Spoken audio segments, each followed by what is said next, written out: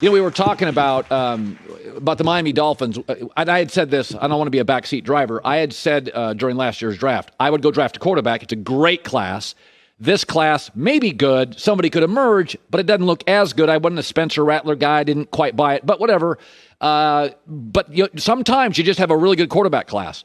So it's funny because I watched Spencer Rattler, and I had told Joy before this, I'm like, I get the arm, but there's a mechanics, and he misses. It's just not quite right. And then I watched the backup come in, and I was like, I think the backup may be better than the starter. So this is interesting from a quarterback's perspective. If you were the dad of Spencer Rattler, or if you were Spencer Rattler, would you stick it out and show moxie, or would you transfer? What would you do? I would stick it out for this year. I mean, there's a couple things at play. As much as we want to become enamored with Caleb Williams, it was really only a one-game performance, right? Right, that's right. And he showed up in some big spots. Right. For the 4th and 1 touchdown run, the 3rd and 19, ridiculous throw. He made some other plays too. But Spencer Rattler has too. We kind of forget he's completing 74% of his passes. Right. 2 touchdowns, 1 interception ratio, which is still good. It's not what he's the standard that he's held to because he's an Oklahoma quarterback. But he hasn't developed. I think that's the biggest thing. He hasn't developed from year 1 to year 2 the way we thought he would. Right. And then he's the last 3 games, he's kind of been in a downward trend. Sure. So, Lincoln Riley knows his quarterbacks better than anyone else.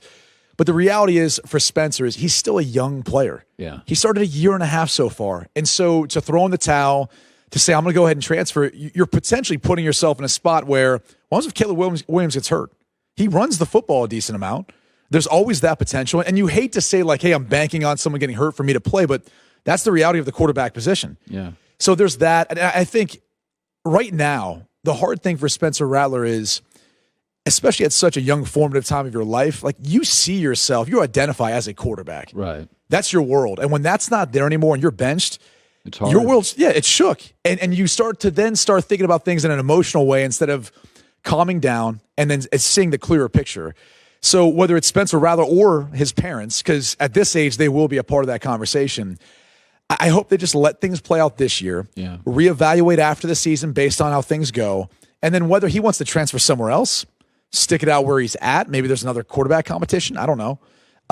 Or maybe even leave to go to the draft. Because to your point, it's not a great draft class, at least how things look right now. That's right. So maybe he said, I'd rather get that started, go to the NFL, go to the next level, let them start to develop me, because he does have arm talent. He can. He makes all the throws. And I think what's gotten thrown under the bus is the fact that the offensive line hasn't played quite as well. Their rushing attack was great last week. It hasn't really been consistently throughout the course of the year. And there's been some issues, too, I think, at times with some of the wide receivers. So it hasn't all been on him. But as we all know, the quarterback takes most of the blame. By the way, to stick on that game for a second, I'm a fan of Sark. I watched them at Washington take over a 0-win team from Ty Willingham. And by the end of it, they were a bowl team, and they had really good players. I watched them at USC. He melted down personally, but he was a great recruiter there. Yeah. He left Clay Helton with a lot of pieces. And now I watch him at Texas. In all 3 stops, he's figured the offense out before the defense. Totally understandable. Yeah. That's his side of the ball. I've always had this kind of weird theory about Miami, USC, and Texas. I'm going to throw this at you. Okay. This is weird. They're glamour programs. They're great cities. Miami, most college football powers are in rural places where there's a lot to do in Miami besides football. There's a lot to do in Austin, Texas. There's a lot to do at USC Los Angeles. It is harder to get boosters focused, players focused, coaches focused, and that Texas is a glamour brand, but Oklahoma is a way better football brand. What is the ceiling? Because I have been my whole life have been told how great USC and Texas and Miami are, especially USC and Texas. And when they're great, it's brief. Yeah. And when they're underachieving, it lasts for years. How good of a program is Texas? What's realistic? Well, realistic should be, especially with the talent pool they have around them, they should be able to win the Big 12. Like there's no reason they shouldn't be able to win the Big 12. There's no reason the University of Miami shouldn't be able to recruit Broward and Dade County and be able to have enough talent there to be able to at least compete for an ACC. And no different with Southern California and USC. The fact that they're in the position they're in right now, speaks to probably more of a lack of development, a lack of recruiting, and being able to get some of those guys. But in regards to Texas specifically, one, sustained success is hard to do. Usually Saban's like miraculous. We'll probably never see this again. Once he's done, we'll never see this again. What the New England Patriots did through the AFC East and during the time of Brady and Belichick, I don't think we'll ever see again over a 2-decade span. It's that rare. It's hard to do. Texas has not been able to find a foundation. Ever since Mac Brown left, they've been kind of starting to build and knocking it back down, starting to build and knocking it back down. I think Steve Sarkisian gives them a chance to be able to recruit the skilled players, quarterbacks in particular, because they really haven't had like a true number one NFL guy, in my opinion, probably since Vince Young. And if they can get that, if they get that best quarterback prospect out of Texas, if they get the best skill players, the receivers, we saw Worthy really show out in the Red River Showdown. If they can get some of that talent, that starts to turn the tide there offensively. But defensively, they've just got to figure out a way of changing the narrative about this program because they're soft. And then that's unfortunately the narrative that you're referring to. They're soft. And I think once they get in the SEC, it's only going to look worse if you can't start stealing some of those recruits that SEC teams are taking out of the state of Texas and putting in their program. So that's the challenge, and it's gonna take a little bit. You can't build that in 1 or 2 years' time. I'm going to throw something at you. Sarah Fisher reports on media. She's very good. I think it's Washington Post. Is that it, Ryan? Washington Post? Oh, my bad. Axios. Bad. So Sarah's very good. And there was something that came out this week, and it really jumped out to me. You ready for this, Joy? I don't know. The top 1% of Twitch streamers. That's a new platform, right? Mm-hmm. Twitch. Right. The top 1% earn 50% of the revenue. The top 1% of podcasters, that's really exploded last 7-8 years, earn almost all ad revenue. The top 10 Substacks, that's that you pay for writers, just 10 make $20 million. So my theory, though, is you can tax the rich, but get out of envy and get into earning. It doesn't matter the platform. Right. It doesn't matter the industry. 1% always dominant because they want it more. Yep. And that goes to my Nick Saban thing, is that USC says they want it, but it's a big international university. They have a great business school. West Coast, we're a little liberal out here. We care about the Sears Cup. In the end, Saban's has two things going for him.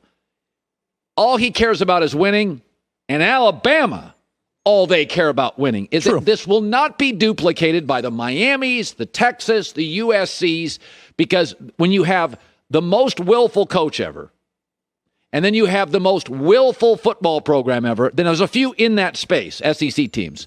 But like when people try to describe it, it's a perfect storm that I don't think can be duplicated. I don't think USC could ever been this good this long. They'd be too distracted. It's too West Coast. They don't care enough. You have to have the institution, though, understand that everyone's moving in the same direction, right? I mean, that's one of the biggest keys to all of this. And I think you see that at Alabama. And I think one of the things that Nick Saban has preached and kind of basically brought there is success. And when you bring that success, there's going to be all sorts of scholars and people from academia and musicians and all types of different people who now they want to go to school at Alabama, obviously for their education, but also to have fun and be a part of the success that they're experiencing and be able to come back and say, hey, I remember the year where we won it, back in 2016. Like they can go back and talk about those years, not that specific year, but just in general.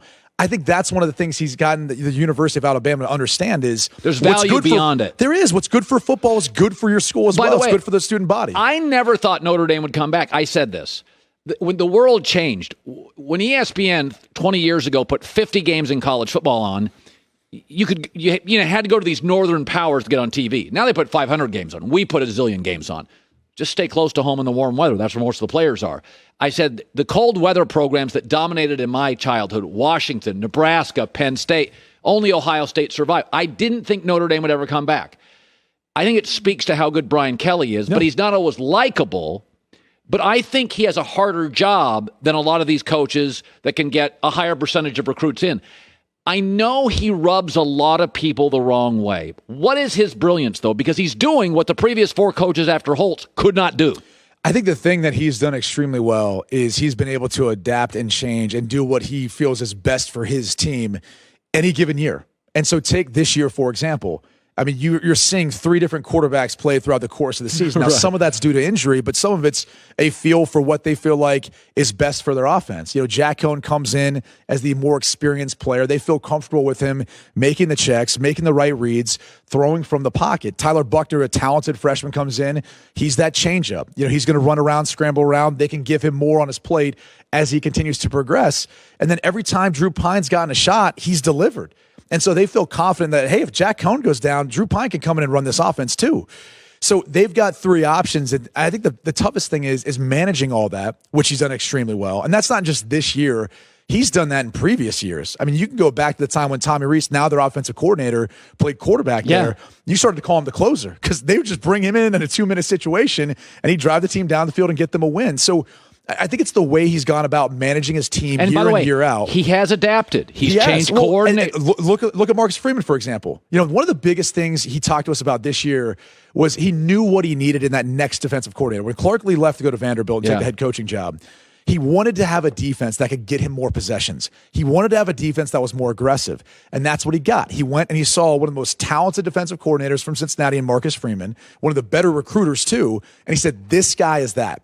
And he brought him in, and it looked a little bit shaky early, but now you're starting to see it really pay off, and you're starting to see that the defense be more aggressive, negative plays, getting the ball back to their offense. So I just think his ability to adapt to being successful in the BCS era, went to a national championship game then. He's been now to 2 college football playoffs. He's they're a 1-loss team right now, playing a difficult kind of schedule. A rebuilding year. Be honest, it's a little bit of a rebuilding year. In part because of the offensive line, right? All those moving parts up front. They've had injuries up there, but I think a coach having a feel for what's best for their team now and being able to do that and execute upon that, even with his staff too, is incredibly important. And he's obviously been able to do that as good as anyone. I'm going to ask you 2 Cleveland Brown questions. You played there for a couple of years. Number one is, you were a quarterback there. They have a history of being a little hard. Like all of a sudden they were in on Baker. Now Baker loses a couple close ones, and sports radio is crushing Baker. And again, when you haven't had success and then you get a glimpse of it, you can get pretty angry when it goes away. There's the negative. I mean, I've been a little bit off of Baker since day one. Now I almost feel like he's not the problem. You got to support him, right? Well, a little bit. I mean, he got a bad call. He should have beaten the Chargers. He got a terrible call. Like, this isn't the week to rip him. I hated his last drive. I thought he was brutal. But again, the point being, you've been a quarterback in Cleveland. It's a small town, really. When you're the quarterback and getting ripped, his wife came out to support him. What's it like? It's not New York where there's a zillion things going on. Everybody in the city, you're the most known guy. Here comes the criticism. You hear it. Your girlfriend hears it. How hard was it? It can be hard because there's really nowhere to hide. Like, everyone in Cleveland's a Browns fan. As great as the Cavs run and what they did when LeBron was there, it would be a bigger deal in Cleveland if the Browns won. Oh gosh, yes. And so that's where you have nowhere to hide. And so you have to own it. You have to step up and answer that criticism and obviously play as best as you can with the circumstances that you're dealt. If you're in a big city like New York, shockingly, everyone's going to recognize you, but there's some places to kind of hide. Oh, absolutely. You don't necessarily have to always. You put a ball cap on. There's 75 steakhouses. There's 2 in Cleveland. Right. And so I think that's the biggest difference is there's really nowhere to hide. You got to be able to handle it. You got to be able to put your blinders on. You have to be able to block out the noise. I mean, I'm a Baker fan. I have been since he's gotten into the league. I think he's gotten some unfair criticism in regards to, what Kevin Stefanski feels like is their best attribute. That's running the football. Sure. That's fine. There's nothing wrong with them handing off to Nick Chubb and Kareem Hunt, who are 2 of the better running backs in the league, getting yards after contact, and your strength is your offensive line. That might be the best offensive line group in the league. Yeah. So what's wrong with that? Yeah, I don't have a problem with it. It helps their defense. Yeah. It helps everything else that's a part of it. So I've never been critical of him at all. Maybe some of the stuff he said, off the field, but he's gotten a lot of flack, I think, for the lack of production, right? It's been great rookie year. Second year wasn't quite as good. Last year was fantastic. This year, not as good of a start so far. Yeah. And I think that's the hard part is when you're trying to decide if you want to sign this guy to a long-term extension. You don't know yet. The NFL loves consistency. Yes. They just want to know every single day what Colin Cowherd's going to bring them, and that's what they'll sign on for. Yeah. And so when this year so far hasn't got off to the start that they want, that's what makes it hard then you start to create that narrative of, all right, well, is he worth that big contract? Yeah. In my opinion, yes, he is. But I don't necessarily know that they see it that way right now. Yeah. And so will they let this thing drag on to a 5th year, to a franchise tag year and all that. We'll have to wait and see how this year goes. The second Browns question is, I always defend, like when they brought Odell Beckham to Baker, I said, that's a lot. He's a young kid. Odell's a star. It had a very Dez Bryant Dak feel to it, where like Dak would go to the sideline and Dez is like, get me the ball. It's like, come on, you just walked into this league. Like, and Dak's numbers showed he was better throwing it to everybody. Baker is better throwing to Jarvis, less of a star than he is Odell. Is that in your career, when you were young, are there moments when you feel almost indebted to a high-profile receiver or tight end, and it's not necessarily great for your game?